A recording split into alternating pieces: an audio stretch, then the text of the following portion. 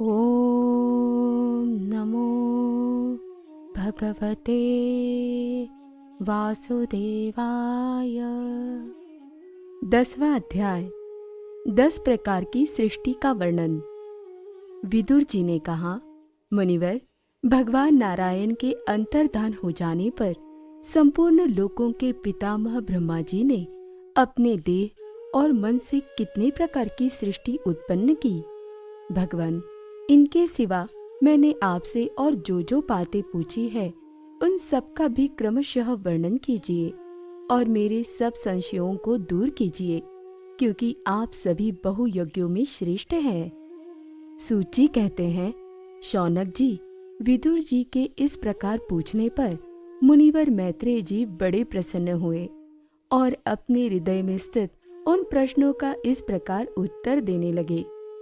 श्री मैत्रेय जी ने कहा, अजन्मा भगवान श्री हरि ने जैसा कहा था, ब्रह्मा जी ने भी उसी प्रकार चित्त को अपने आत्मा श्री नारायण में लगाकर 100 दिव्य वर्षों तक तप किया।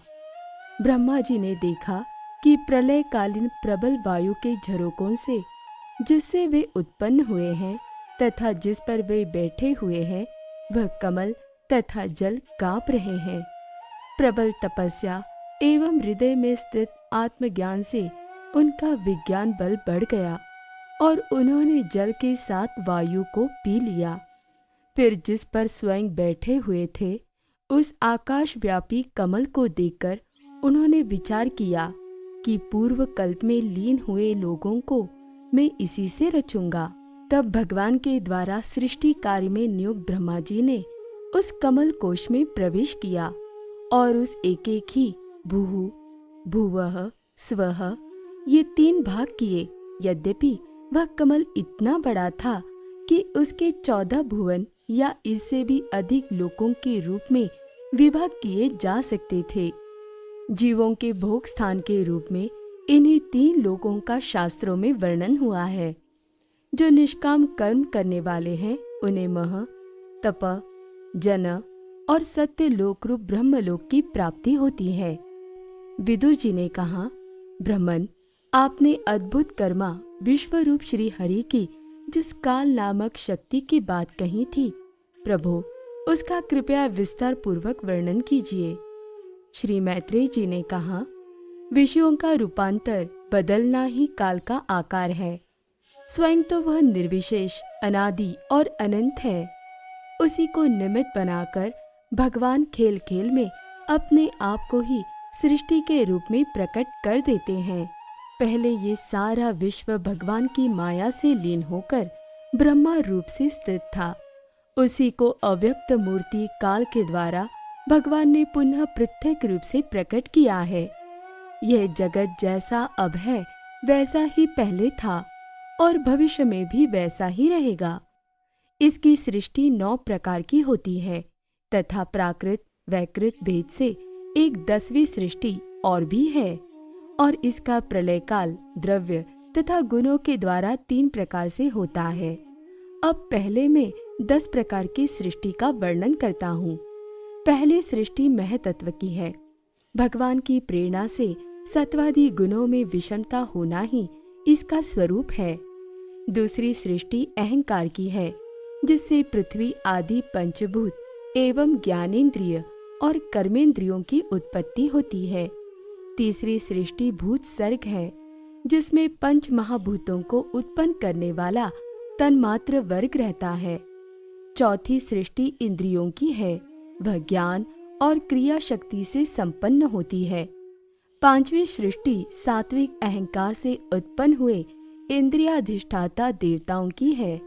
मन भी इसी सृष्टि के अंतर्गत है। छठी सृष्टि अविद्या की है।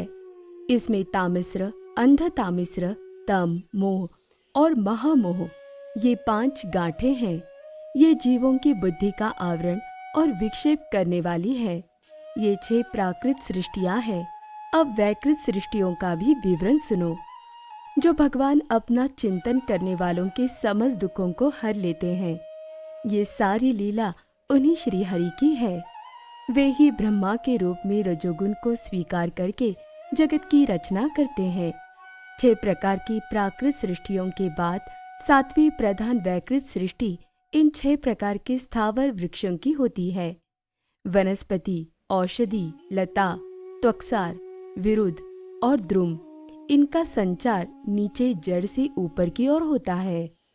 इनमें प्रायः ज्ञान शक्ति प्रकट नहीं रहती। ये भीतर ही भीतर केवल स्पर्श का अनुभव करते हैं तथा इनमें से प्रत्येक में कोई विशेष गुण रहता है। 8वीं सृष्टि तिर्यक योनियों पशु पक्षियों की है। वह 28 प्रकार की मानी जाती है। इन्हें काल का ज्ञान नहीं होता। तमोगुण की अधिकता के कारण ये केवल खाना पीना, मैथुन करना, सोना आदि ही जानते हैं। इन्हें सूंघने मात्र से वस्तुओं का ज्ञान हो जाता है। इनके हृदय में विचार शक्ति या दूरदर्शिता नहीं होती। साधु श्रेष्ठ, इन तिर्यकों में गौ, बकरा, भैंसा, कृष्ण मृग, सुअर, नीलगाय, रुरु नाम का मृग, भेड़ और ऊंट, ये द्विशफ 2 खुरों वाले पशु कहलाते हैं। गधा, घोड़ा, खच्चर, गौरमृग, शरफ और चमरी, ये एक शफ 1 खुर वाले हैं। अब 5 नखों वाले पशु पक्षियों के नाम सुनो। कुत्ता, गीदड़, भेड़िया, बाघ, बिलाव, खरगोश, साही, सिंह, बंदर, हाथी, कछुआ, गो और मगर आदि पशु है। कंक, बगुला, गिद्ध, बटेर, बाज, भास, भल्लुक, मोर, हंस, सारस, चकवा, कौवा और उल्लू आदि उड़ने वाले जीव पक्षी कहलाते हैं। विदुर जी, 9वीं सृष्टि मनुष्यों की है। ये एक ही प्रकार की है। इसके आहार का प्रवाह ऊपर मुंह से नीचे की ओर आता है। मनुष्य रजोगुण प्रधान, कर्मपरायण और दुख रूप विषयों में ही सुख मानने वाले होते हैं। स्थावर, पशु पक्षी और मनुष्य, ये तीनों प्रकार की सृष्टियाँ तथा आगे कहा जाने वाला देवसर्ग वैकृत सृष्टि है तथा जो महतत्वादी रूप वैकारिक देवसर्ग है, उसकी गणना पहले प्राकृत सृष्टि में की जा चुकी है। इनके अतिरिक्त सनत कुमार आदि ऋषियों का जो कौमार सर्ग है, वह प्राकृत वैकृत दोनों प्रकार का है। देवता, पितर, असुर, गंधर्व, अप्सरा, यक्ष, राक्षस, सिद्ध, चारण, विद्याधर, भूत, प्रेत, पिशाच और किन्नर, किमपुरुष, अश्वमुख आदि भेद से देव सृष्टि 8 प्रकार की है। विदुर जी, इस प्रकार जगत कर्ता श्री ब्रह्मा जी की रची हुई ये 10 प्रकार की सृष्टि मैंने तुमसे कही। अब आगे मैं वंश और मनवंतरादि का वर्णन करूंगा। इस प्रकार सृष्टि करने वाले सत्य संकल्प भगवान श्री हरि ही ब्रह्मा के रूप से प्रत्येक कल्प में आदि में रजोगुण से व्याप्त होकर स्वयं ही जगत के रूप में अपनी ही रचना करते हैं। ओम नमो भगवते वासुदेवाय।